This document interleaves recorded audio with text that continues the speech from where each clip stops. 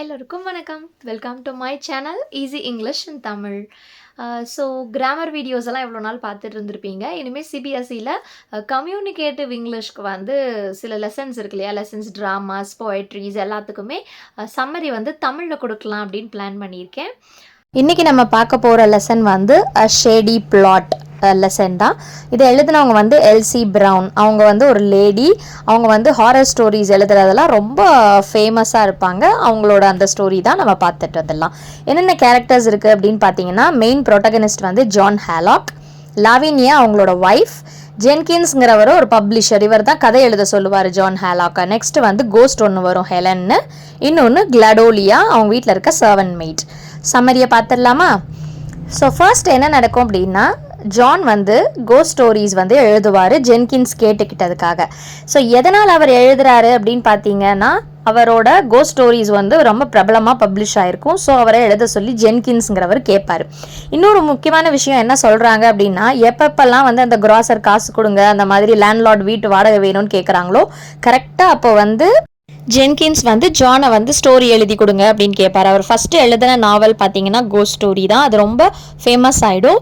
So Jenkins வந்து இவரையே எழுத சொல்லுவார். ஆக்சுவலி ஜான் ஹேலாக்கு ஐடியாவே இருக்காது, எங்கேருந்து நம்ம எப்படி எழுதுகிறோம் அப்படிங்கிறதே தெரியாது. ஆனால் அவர் ஒரு நல்ல கோஸ்ட் ஸ்டோரி ரைட்டர் தான். ஸோ ஜென்கின்ஸ் கேட்டுக்கிட்டதுனால ஹேலாக்கும் உட்காந்து ஸ்டோரி எழுதலாம் அப்படின்னு சொல்லி பிளான் பண்ணுறாரு. இப்போ வந்து அவர் கோஸ்ட்டை மீட் பண்ணுற அந்த பிளாட்டை பார்த்துடலாம். ஸோ அவர் உட்காந்து யோசிச்சுட்டே இருக்காரு. இப்போ அவருக்கு எந்த ஐடியாவும் பிளாட்டே வரமாட்டேங்குது ஸ்டோரி எழுதுறதுக்கு. ஸோ அப்போ என்ன நினைக்கிறாருன்னா, அவரோட ஒய்ஃப் லாவினியாவோட ஷாப்பிங் பற்றி நினைக்கிறாரு. எதுக்கு தான் இவ ஷாப்பிங் அடிக்கடி போயிட்டு இருக்காளோ, இது என்ன பண்ணுறது, எப்படி நிறுத்துறது அப்படின்னு யோசிக்கிறாரு.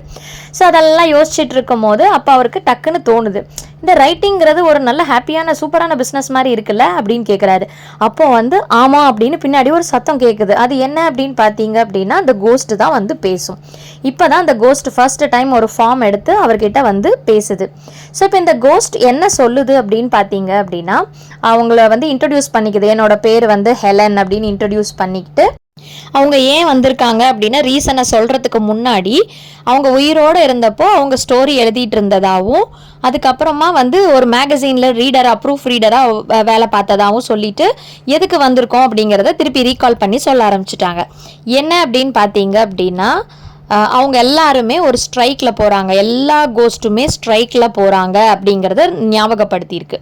அதுக்கப்புறம் அது அதோட ஃப்ளாஷ்பேக்கையும் சொல்லுது. என்ன நடந்துச்சு அப்படின்னா, இந்த மாதிரி ஸ்டோரிஸ் எல்லாம் கிடைக்காம இருப்பாங்க இல்லையா குட்டி ரைட்டர்ஸ் எல்லாம், அவங்களுக்கு எல்லாருக்குமே இந்த மாதிரி கோஸ்ட் தான் ஸ்டோரிஸ் வந்து கொடுக்குமா. அதுதான் அந்த ரைட்டர்ஸ் இன்ஸ்பிரேஷன் பீரோவோட ஒர்க். போய் தேடுவாங்க, யார் ஈஸியாக அக்செப்ட் பண்ணிக்கிறாங்களோ ஸ்டோரியை அவங்களுக்கு இவங்க எல்லாருமே கதை கொடுப்பாங்க. ஸோ அப்படி தான் நானும் உனக்கு கதை கொடுத்துட்ருக்கேன் அப்படின்னு ஜான் கிட்ட ஹெலன் இன்ட்ரடியூஸ் பண்ணிக்கிறாங்க. ஸோ ஹெலன் கிட்ட இருந்து தான் நமக்கு ஸ்டோரி வருது அப்படின்னு நினச்ச உடனே ஜான் ஹேலாக்கு வந்து இந்த ஸ்கேர் க்ரோ ஞாபகம் வந்துருச்சு. ஒரு ஸ்கேர் க்ரோ வந்து தொட்டால் நம்ம எப்படி ஒரு மாதிரி இருக்கும், அந்த மாதிரி ஒரு ஃபீல், டிஸ்கஸ்டிங் ஃபீல் அவனுக்கு வந்துருச்சு. ஐயோ பேய் தான் நமக்கு கதை கொடுக்குதா அப்படின்னு யோசிக்க ஆரம்பிச்சிட்டான். இதுதான் வீஜா போர்டு, இப்படி தான் இது ஒர்க் ஆகும். ஸோ நம்ம என்னாவது கேள்வி கேட்டோம் அப்படின்னா, கோஸ்ட்ஸ்லாம் இருக்கு இல்லையா, ஆவிங்க, அதுங்கெல்லாம் வந்து நம்ம அப்படியே இந்த லெட்டர்ஸ் கிட்ட போயிட்டு நமக்கு பதில் சொல்லும். மேலே எஸ்ஆர் நோன் இருக்கும். ஸோ எதுக்கு வந்து இந்த மாதிரி ஹெலன் வந்து ஸ்ட்ரைக்கில் போகிறோன்னு சொல்லிச்சுன்னா, மக்கள் என்ன பண்ண ஆரம்பிச்சிட்டாங்கன்னா, எப்போ பார்த்தாலும் உட்காந்து இந்த வீஜா போர்டு முன்னாடி உட்காந்துட்டு விளையாண்டுட்டு கேள்வி கேட்கவே ஆரம்பிச்சிட்டாங்களாம். ஸோ அவங்க எல்லா கோஸ்ட்டுமே சேர்ந்து ரொம்ப டயர்ட் ஆயிட்டாங்களாம் ஆன்சர் பண்ணி. அதனால் அவங்க எல்லாருமே என்ன பண்ணியிருக்காங்க, ஸ்ட்ரைக்கில் போகிறோன்ட்டாங்க. எதுக்கு ஹெலன் மீட் பண்ணாங்க ஜான் அப்படின்னா, நீ உனக்கு தெரிஞ்சவங்க உன் ஃப்ரெண்ட்ஸ் எல்லாருக்கிட்டையும் சொல்லி வீஜா போர்டு யூஸ் பண்ணாமல் பார்த்துக்கோ, அப்போ தான் உனக்கு நான் ஸ்டோரி தருவேன் அப்படின்னு சொல்லிட்டு அவங்க பேசிகிட்டு இருக்காங்க. யாருமே வந்து வீஜா போர்டு யூஸ் பண்ணக்கூடாதுன்னு சொல்கிறதுக்காக தான் ஹெலன் வந்து ஜானை பார்த்து பேசிகிட்டு இருக்காங்க. அப்போ வந்து ஜானோட ஒய்ஃப் லாவினியா வந்து படிக்கட்டு ஏறி வர சத்தம் கேட்டதுமே டக்குன்னு அவங்க மறைஞ்சு போயிடுறாங்க. ஸோ இப்போ லாவினியா வந்து இவர்கிட்ட என்ன சொல்கிறா அப்படின்னா, ஏன் இப்படி லைட் போடாமல் உட்காந்துட்டு இருக்கீங்க இருட்டு ரூமில் அப்படின்னு சொல்லி கேட்டுட்டு இருக்கும்போது அவன் ஒரு அசட்டுத்தனமாக சிரிக்கிறான். உடனே வந்து அவங்க பேச ஆரம்பிச்சிடுறாங்க. அப்போ வந்து லாவினியா சொல்கிறா, அவள் ஒரு பார்கன் சேலில் வந்து வீஜா போர்டு வாங்கிட்டு வந்திருக்கேன், உனக்கு ஹெல்ப்ஃபுல்லாக இருக்கும் அப்படிங்கிறா. இது எப்படி எனக்கு ஹெல்ப்ஃபுல்லாக இருக்கும் அப்படின்னு ஜான் கேட்கும் போது அவள் சொல்கிறான், சப்போஸ் நெப்போலியனாக இருக்கட்டும், இல்லைனா வில்லியம் கான்குவேரராக இருக்கட்டும், இல்லைனா ஹெலன் ஆஃப் ட்ராய் பற்றி நீ எழுதணும்னா நீ லைப்ரரியில் போய் தேட தேவையில்லை. ஸோ நான் கொடுத்த வீஜா போர்டை கூப்பிட்டு அவங்களோட ஆவிங்களோட உட்காந்து நீ பேச ஆரம்பிச்சிடலாம். அப்புறம் என்ன நடந்துச்சு அப்படின்னு அவங்ககிட்டயே கேட்டு கதையெல்லாம் எழுதிக்கலாம், உங்களுக்காக தான் நான் இதை வாங்கினேன் அப்படின்னு சொல்கிறான்.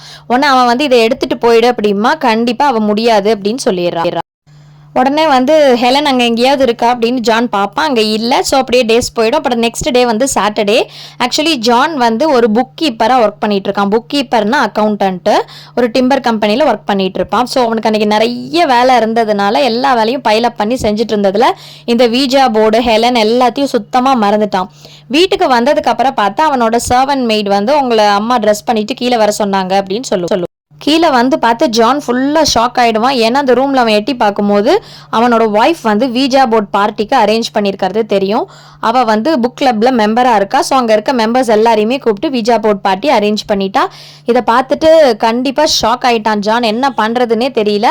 அப்போ அவன் ஒய்ஃப் அவனை கூப்பிட்டு வேறு வழியே இல்லை, என்னோட ஃப்ரெண்டு ஒருத்தங்களுக்கு வந்து பேர் வந்து வரல, அதனால் நீ தான் பேர் பண்ணி விளையாடணும் அப்படின்னு கம்பல் பண்ணிடுறா. அவனால் வேற ஒன்றும் பண்ண முடியல. ஸோ சுற்றி முற்றி ஹெலன் எங்கே இருக்குன்னு பார்த்துட்டு வேற வழியே இல்லாமல் அவன் ஃப்ரெண்டு லாரா ஹிங்கிளோட உட்காந்து வீஜா போர்டு விளையாட ஆரம்பிக்கிறான். ஸோ இப்போ விளையாட ஆரம்பிக்கும் போது ஃபர்ஸ்ட் வந்து அந்த லாரா ஹிங்கிள் வந்து வீஜா போர்டுக்கிட்ட ஒரு கேள்வி கேட்பாங்க.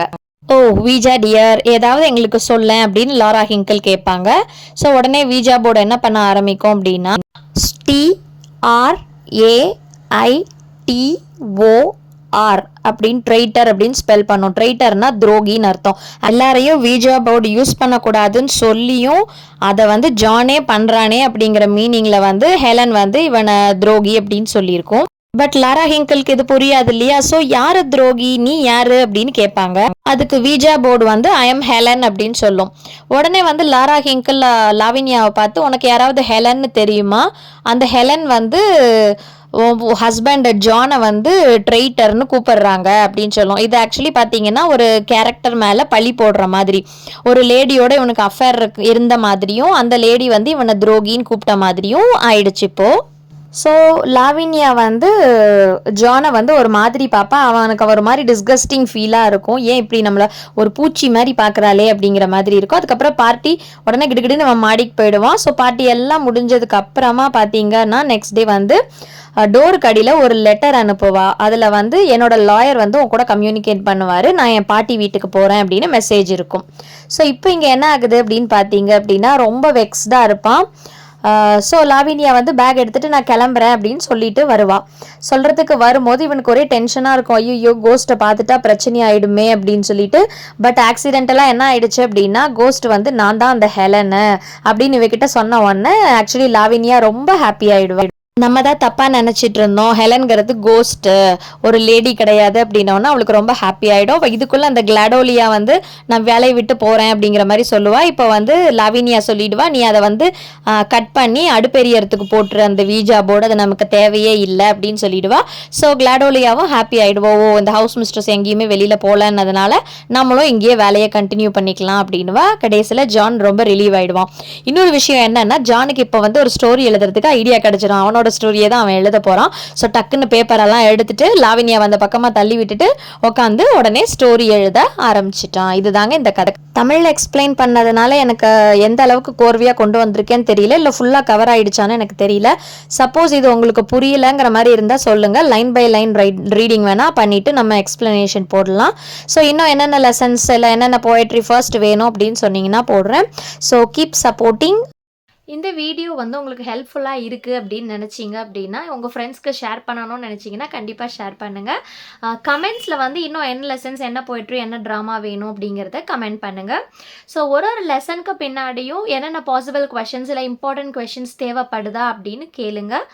வேணும் அப்படின்னா நான் ஷேர் பண்ணுறேன், இல்லைன்னா அதோட சம்மரி மட்டும் நான் எக்ஸ்பிளைன் பண்ணுறேன்.